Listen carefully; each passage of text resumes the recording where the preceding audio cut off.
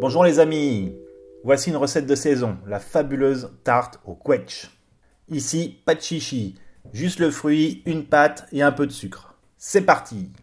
D'abord, la quetch est une variété de prune qui se récolte de mi-août à mi-septembre et elle est disponible sur les marchés jusqu'à mi-octobre.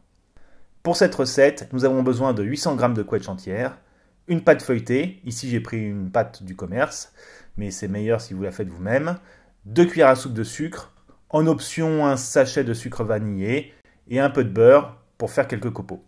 Aussi, une étape pas obligatoire, mais vivement conseillée, il vous faudra des haricots secs ou du riz ou des billes de céramique si vous en avez, car on va précuire à blanc la pâte. C'est pas obligatoire, mais ça évite que la pâte s'imbibe trop du jus de la prune. Et du coup, la pâte va être toute molle au final. Allez, c'est parti. J'étale ma pâte dans mon plat à tarte.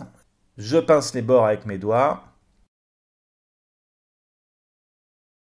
Je pique le fond avec une fourchette.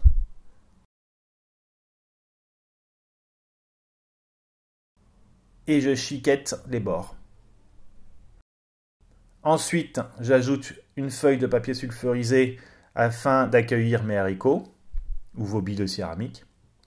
Je répartis bien le poids et j'enfourne pour 20 minutes environ dans un four préchauffé à 200 degrés. Pendant ce temps-là, je prépare les oreillons de quetch.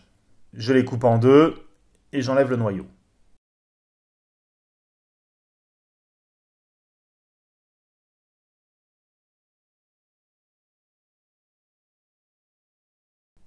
Une fois ma pâte pré-cuite, j'attends qu'elle tiédisse un peu et j'enlève mes haricots que je vais garder de côté.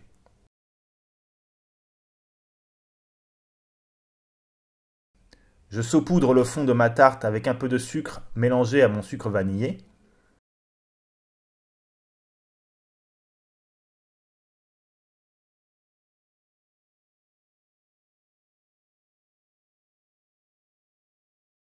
Ce qui va caraméliser un petit peu à la cuisson. Après, j'ajoute mes oreillons de quetch.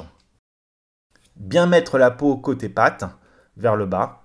Comme ça, le jus de quetch reste sur le dessus du fruit, sur sa partie coupée. Ainsi, elle ne coulera pas au fond du plat. Bien tasser au maximum vos quetch, car elles vont rétrécir un petit peu à la cuisson. Moi, ici, dans cet exemple, j'aurais pu tasser un peu plus. Pour finir, je saupoudre encore un tout petit peu de sucre afin de caraméliser en surface mes fruits. J'ajoute quelques copeaux de beurre et j'enfourne à nouveau dans un four préchauffé à 200 pour environ 30 à 40 minutes. Voilà, une fois cuite, l'idéal est de la déguster tiède. Je vous dis à bientôt!